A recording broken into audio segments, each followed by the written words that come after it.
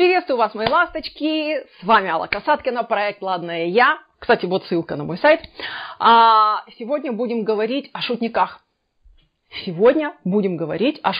Знаете, всегда в каждой компании есть один-два человека, у которых такие острые языки, хуже бритвы, которые могут так сделать комплимент, подколоть, пошутить, что ты не знаешь, в какую щель забиться, и завидуешь тараканам, потому что они могут спрятаться, а ты нет.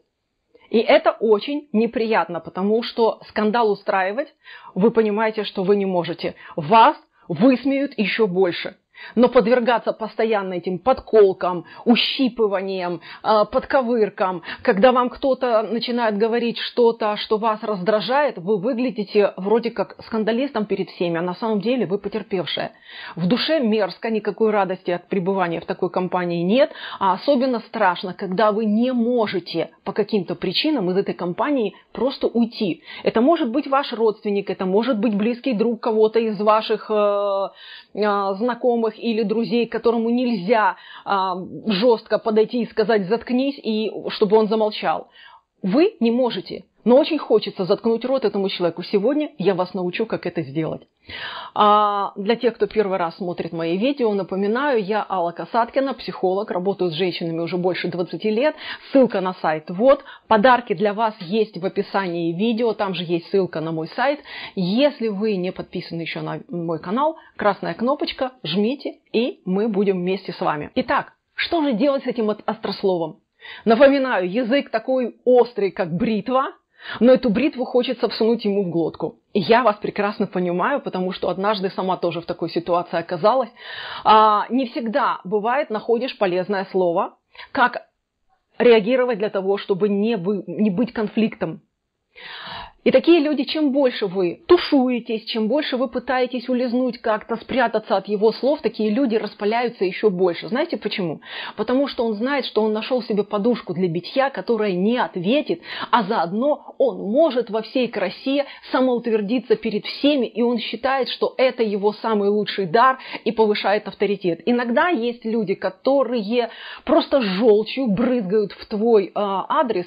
Почему? Потому что это единственное, чем они могут поделиться. У них желчи накопилось столько много гадостей хочется сказать, и поэтому они находят кого-то одного и самоутверждаются, опять же, за счет его, потому что больше не за счет чего самоутвердиться.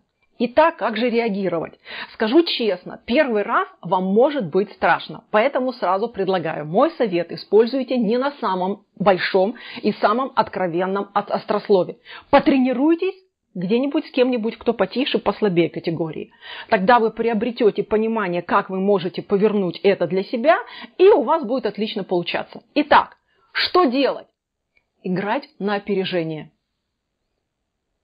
Вы скажете, как? Сопрягаться, соревноваться с ним в острословии – это не мой конек. Не надо быть остроумным. Нужно просто сыграть на опережение так, чтобы теперь он вертелся, как уж на сковородке, этот человек. Что делать? А просто развернуться и сказать: ребята, девочки, там, я не знаю, друзья, смотрите, у нас появилась новая звезда стендапа.